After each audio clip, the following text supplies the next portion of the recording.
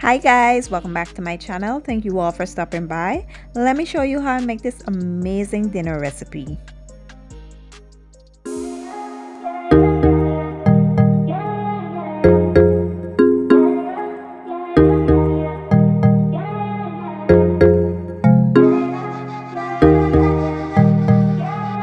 Okay guys, so let's start by doing our sides first. Today we'll be making some creamed spinach.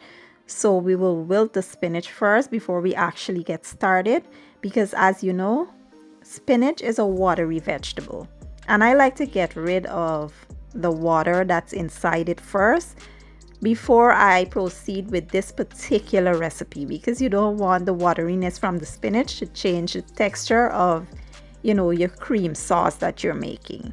So once the spinach wilts down, this is how it's looking. Next, we'll go ahead and just drain this. We'll pour it into a strainer and drain. You see all that liquid there? You don't want that inside of your cream spinach. So that's what I like to do, get rid of that. And now we will officially start the process. We'll add a pinch of oil to the skillet just to prevent the butter from burning. Then we'll go in with some onions and garlic, mix that well, allow it to go for about 2 to 3 minutes.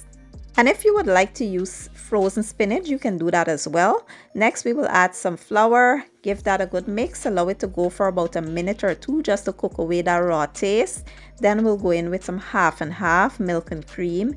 We will allow this to come up to a simmer before adding some cream cheese.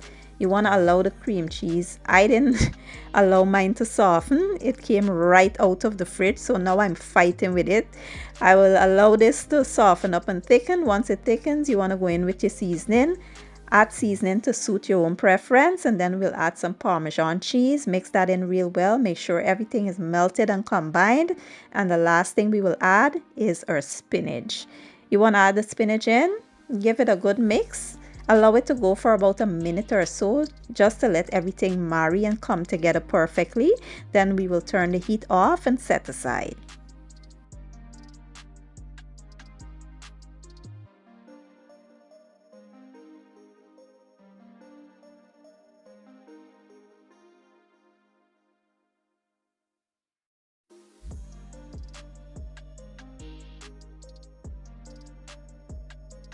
Now let's make some mashed potatoes. To a pot with water, I will add some gold potatoes. Then I will go in with some better than bouillon. You want to mix that well and allow it to boil until tender. If you want, you can use salt here or even chicken bouillon just to add flavor and taste to the potatoes. Once they are nice and tender, we'll go in with some butter, give them a good mash. If you want, you can use a mixer to make it nice and smooth, but I prefer my mashed potatoes with a bite to it, so mashing it is perfect for me. So now I will go in with some half and half milk and cream. Then I will add some seasoning, give that a good mix and mash and make sure that everything is well combined. As I said, I will leave all the correct measurements and ingredients down in my description box, so you'll have everything that I used here.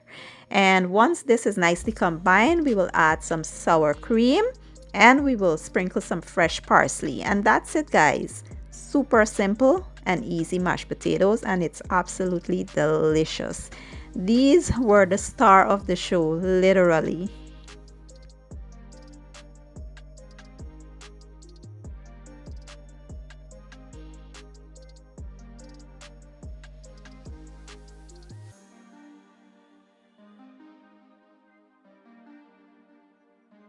Now let's prepare some honey lemon garlic chicken. Here I have some chicken legs and thighs that I went ahead and washed in lemon juice, and I'll be using some garlic and onion powder, paprika, some seasoned salt, all-purpose seasoning, black pepper, chicken bouillon, and some lemon pepper seasoning.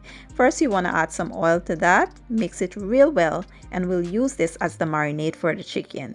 This will just make it easier to apply it. So I like to combine the seasoning with oil, and then you want to drizzle it all over top of the chicken and make sure that the chicken is nicely marinated.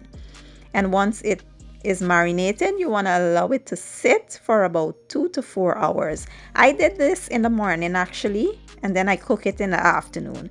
But if you don't have time, you can do it right away. It will still be amazing.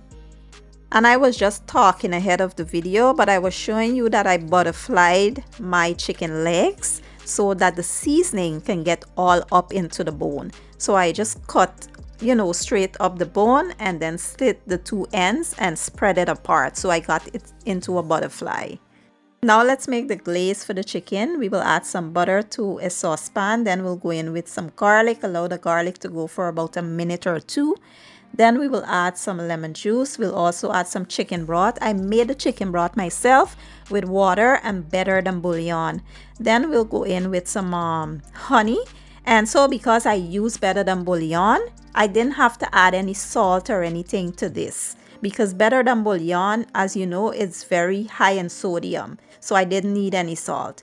Then I go in with some crushed red peppers, mix well and allow this to come up to a simmer and allow it to thicken. Once it thickens, I turn my heat off and set aside. So here I transfer my chicken into a baking dish, and next I will place some lemon slices over top. I wouldn't put the lemon slices on all of them, just a few of them. Then I'll place it in a 400-degree oven for about 40 minutes. After 40 minutes, we'll go in with our glaze. Look at that yummy glaze. Once the glaze cools down, it thickens up even more and it's absolutely amazing. That lemon flavor in here is everything. We will glaze it well, place it back into the oven for 10 minutes. Then we'll bring it back out, glaze it again, put it back in for another 10 minutes, which will make it 1 hour in total.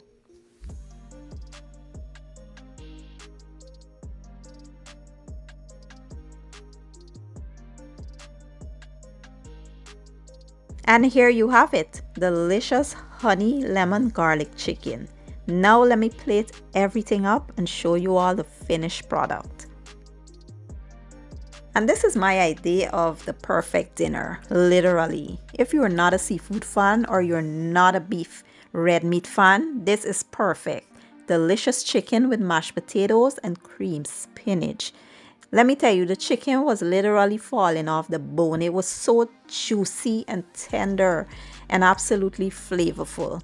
And the cream spinach, it was everything. So creamy and just melting in your mouth. I hope you all give this recipe a try. If you enjoyed the video, don't forget to give it a thumbs up, share it, and leave a comment down below. I will leave all the ingredients I use down in my description box, and I'll see you all next time. Thank you for watching. I appreciate your support, and as always, mwah, enjoy.